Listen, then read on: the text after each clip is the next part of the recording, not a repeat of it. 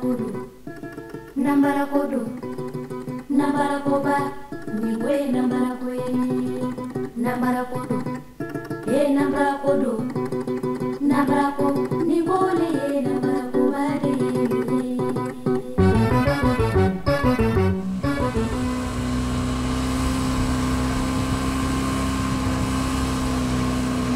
Nous sommes en train de traverser le fleuve Congo pour aller de l'autre côté de la rive où nous pouvons aller visiter une femme fistileuse qui est en train de vivre dans son état initial dans son village.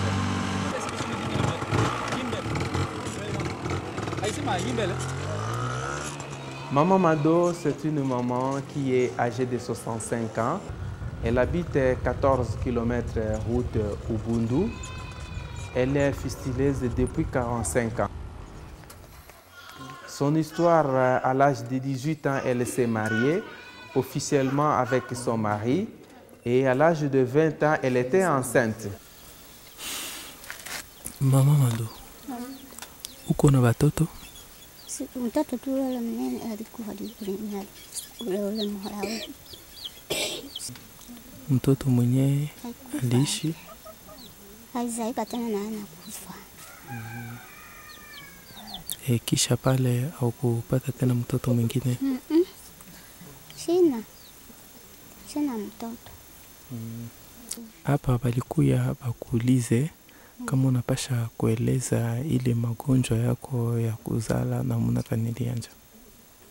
Baba yangu iko tu yeye nipata magonjwa hii ya miguu hapa kwa sifungu lake kwa mguu hivi. Uko naona mguu isakangara sifungu lake atakuwa mguu. Hata sitembe lake atakupoa tena. Nikaenda fasi hapa kaa kumai. Sema taka na nipita na kama taka ndio miti mbili hivi. Kuzala juu ya mara ya kwanza, epi kitu kani unapenda bazungu benye banakia kuangalia bafanye juu yako? Sina tena lazima dunia nikale tu yangu mambo baitafuta ti haikuwezekanyaka. Sai haiko tena ni sakala yangu. Tena sana nani. Tukasema tena.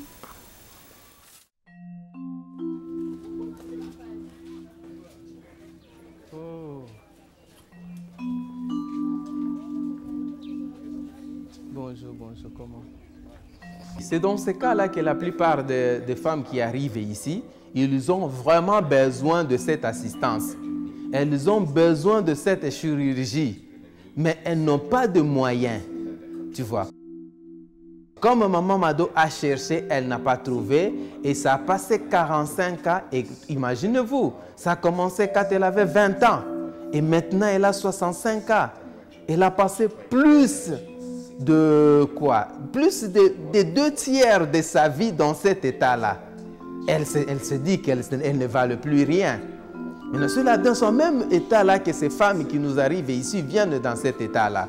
Ils disent que s'il y avait de financement, elles préfèrent qu'on aide encore les jeunes filles qui ont encore besoin de la vie, qu'ils pouvaient encore se marier, qu'ils pouvaient encore mettre au monde. Mais pour elles, elles voient que ça ne vaut plus la peine.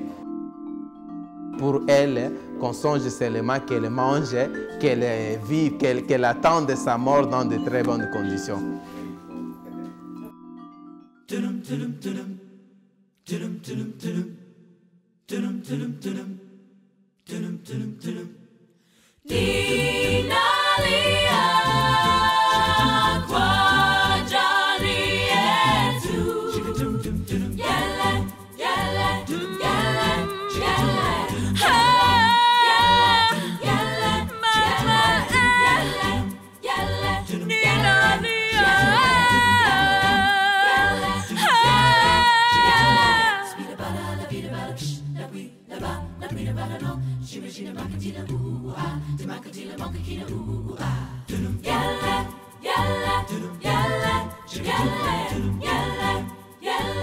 Yalla,